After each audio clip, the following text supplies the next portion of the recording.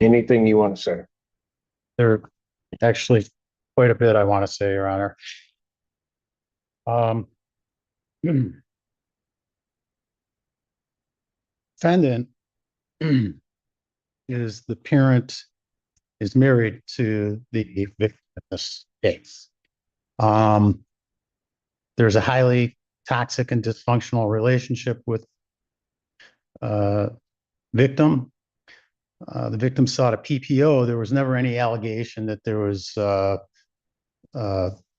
striking, hitting, assaultive behavior in the PPO. There's more threatening behavior and things of that nature, but not like I've been punched or I've been hit or anything like that. In any event, the PPO was put into place earlier in the winter. The PPO obviously was at the choice of the victim. I'm just going to lay it out for you, Your Honor, and maybe in a way that's not helpful to my client, but I'm just going to lay it out for you. These people have been in nonstop communication with each other since the day the PPO was granted. Hundreds and hundreds of text messages. I just looked at my client's cell phone log this morning before in the hallway before I came in here. Hundreds of text messages, including, Your Honor, more than 25 text messages yesterday. The parents have a child together. The child's birthday, his first birthday was on April 12th. The parents went to church together on April 12th for a birthday party for the child. Uh, they visited with the fire department and took the child on a ride in the fire truck together recently. The victim, I read through every one of these texts, and as an officer of the court, I could tell you that there is not a scintilla of evidence that indicates that the victim is scared of the defendant. The victim is asking the defendant to come and be part of her life. The defendant has Venmoed the victim thousands of dollars since the inception of the PPO. How does he Venmo her? She calls him and says that it's money and he Venmos her money. The victim has shown up at the defendant's house. Defendant has been at the victim's house. It's a highly dysfunctional relationship.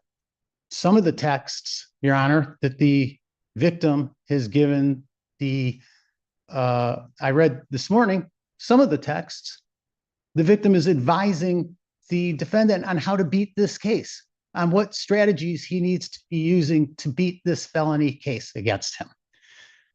And so I'm making some admissions to the court that maybe under some circumstances would be against the best interests of my client, but I've been in front of you, Your Honor. I know you're a straight guy, and I think the court would rather hear this than some nonsense. That's been the relationship that's going on here. The defendant is 31 years old, Your Honor. He's a honorably discharged member of the United States Army, served in the airborne, served in Ukraine, served on the border of Syria. He receives an 80% disability payment through the Veterans Administration for some lower back issues as a result of parachuting. He has been enrolled at Washtenaw County Community College, and on May 6th, he's supposed to receive his associate's degree in transportation technology. So he's been involved in a 2-year program. He's supposed to graduate from that program in the next 2 weeks, Your Honor. He has final exams coming up in the next few days. Court can see his parents are here with him. And they share with me, and the victim and the defendant shares with me that there is some counseling that he can get through the VA that would probably be appropriate. As an attorney, and I know you're an attorney, it's frustrating to me that the defendant has conducted himself in this way. I've shared my frustration with him. about this. It's just very frustrating that I can't impress upon him that, or I haven't been able to as of yet, that I don't care if she shows up at your house. If she shows up at your house, you run in the house and lock the door. That's what you do, and that's how you handle it. And so there's been some monumental bad judgment here. In regards to this allegation of an AirTag being put in her car, the defendant says says that took place at his house with the victim participating in this. So, Excuse me? That he and her did it? That they did it together? he said that she came to his house unannounced in Ann Arbor, his parents' house where he lives. They discussed putting an AirTag in the car so he would know where her and his child is, and she said that would be a good idea. And the AirTag was placed in the car. And That's true. Then why does she have concerns when it alerts her phone? Because it's a highly toxic relationship, Your Honor. The parents are trying to evict the parents are in the process of evicting the victim from their condominium, where the former marital home. The parents are the owner of that home. They're in the process of evicting it. It's a cluster of incredible proportions that are happening here. The amount of legal fees in this case are eye-watering, Your Honor, and it's just. I think that I come here today asking that the defendant be given another chance, and I can't promise the court that he's going to be able to control himself to not communicate with this person. I think that this brings it to a level of seriousness that we haven't seen up until now. But I think that he deserves another chance. There's no allegation of physical. Well, and maybe counsel, and I get that they've got a child together and that there might be some contact, although there shouldn't be. Hundreds and hundreds. Right. But the problem is he's the one under the court's jurisdiction. And I know you know this, and he's the one that cannot have that contact. And I've told him that his parents have told him that. But what I don't get is I don't understand this AirTag. That if they're having so much contact, why do I need an AirTag? Well, I mean, I could just tell you anecdotally, on my phone, I can see where my wife is at all times, and so I can do that without an AirTag. Yeah. All she would have to do is share her location with him, and he would know. Your Honor, all I can tell you is I'm seeing texts as early as this morning at 9 o'clock, at 8 o'clock this morning, texts from the victim saying, I'm going to the prosecutor's office because this is all a big misunderstanding. I'm not making that up. That's the text I see from the victim at 8 o'clock this morning. Okay.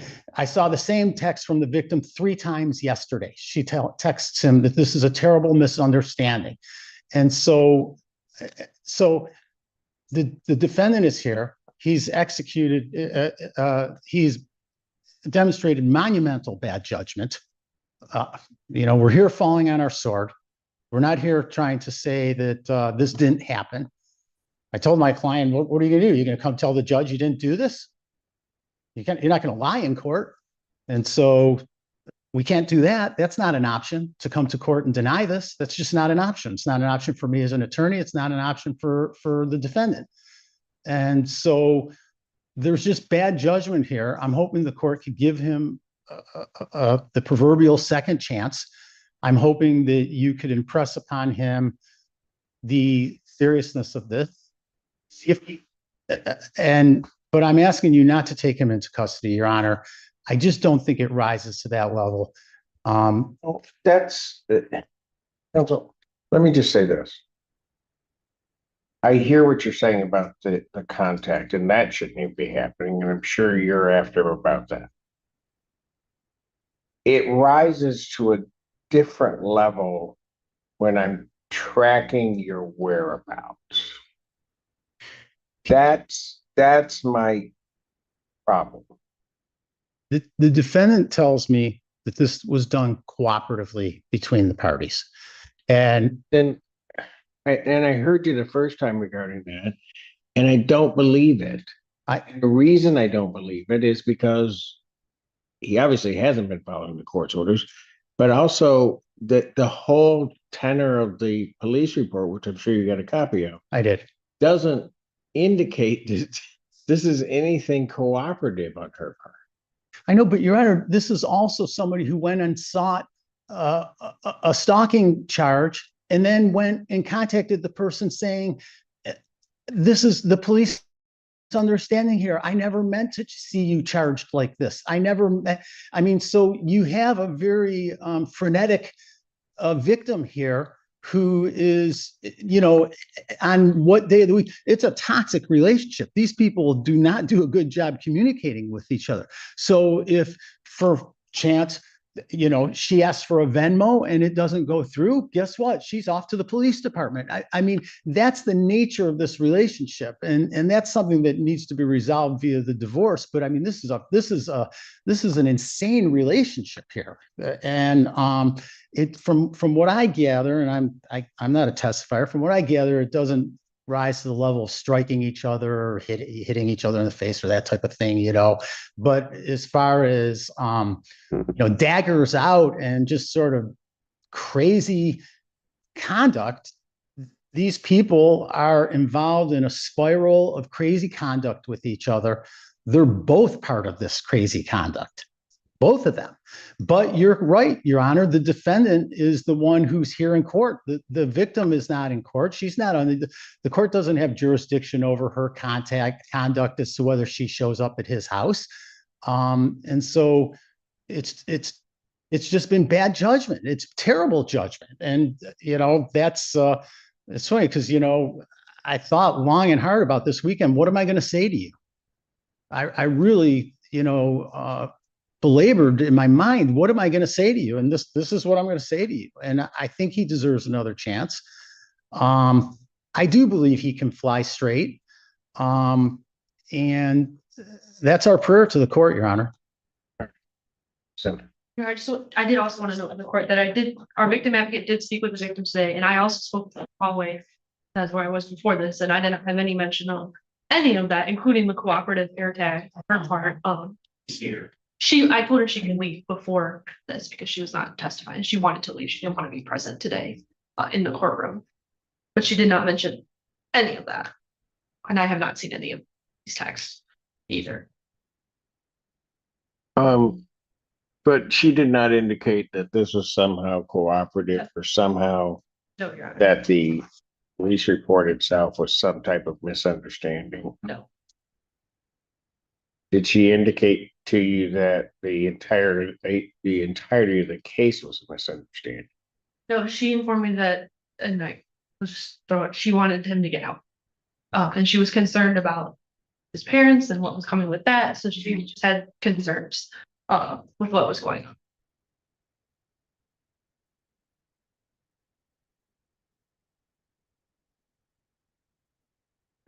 There's a highly conflictual relationship between parents and the victim as well. It's like, it's off the charts, Your Honor.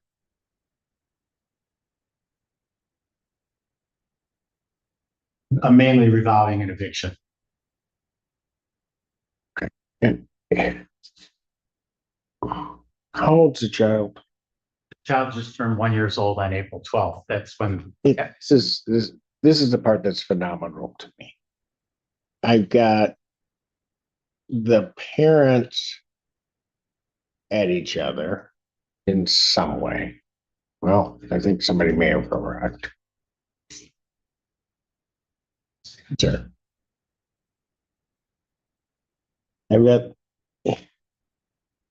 I've got the circumstance that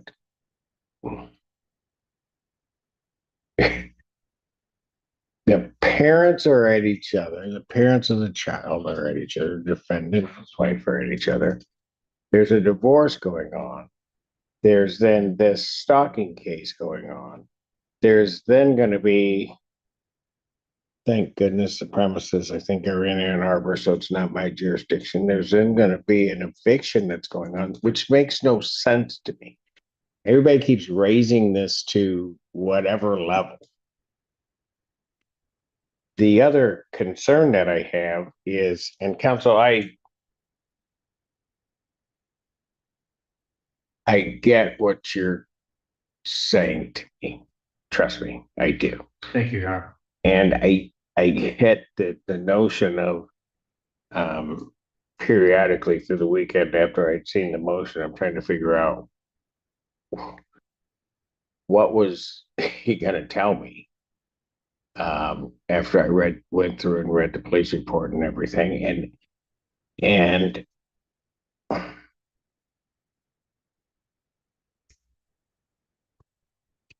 I don't want to necessarily escalate it, but I'm having a difficult time believing, with everybody operating with iPhones, that the purpose of that tag was as you said it was. She's here. If you want me to put her under oath, and then I'll figure it out that way. But if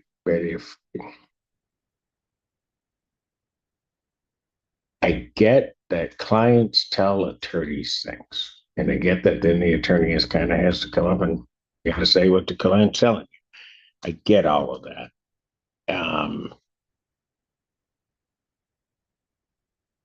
But I'm telling you, that notion of why that tag's there doesn't fit with anything I see in the police report.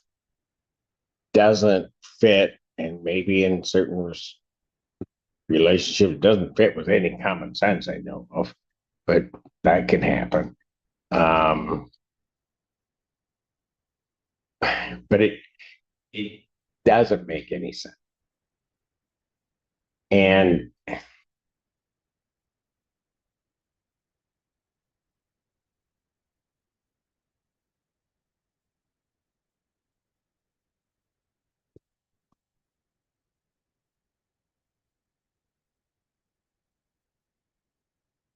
now that she's here and Miss Linda, I'm presuming, available to testify before the court, if necessary.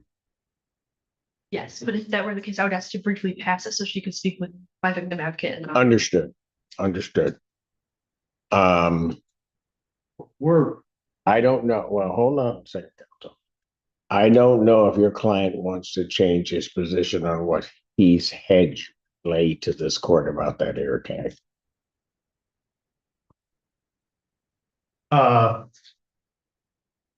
If we could pass the matter, and I would say to the court that we're not necessarily sharing testimony day. But Oh, I know, and I'm not, and understand that but let me just say this. I look stupid, but I'm not. And the problem is that I realize your client has said that to you, you've relayed it to the court. I don't doubt in regard to any contact that you told him what you said you told me. I don't doubt any of that. I'm just having a real tough time believing your client's premise for why that's. And I'm sure because you have it before me. And one of the things, the worst thing is, if you lie to me, we're going to have a whole other set of problems. understood, Your Honor. So what I will do, knowing that she's here and that I may take testimony, I'll pass the matter so that the victim's advocate can talk with her, you can talk with your client, and then somebody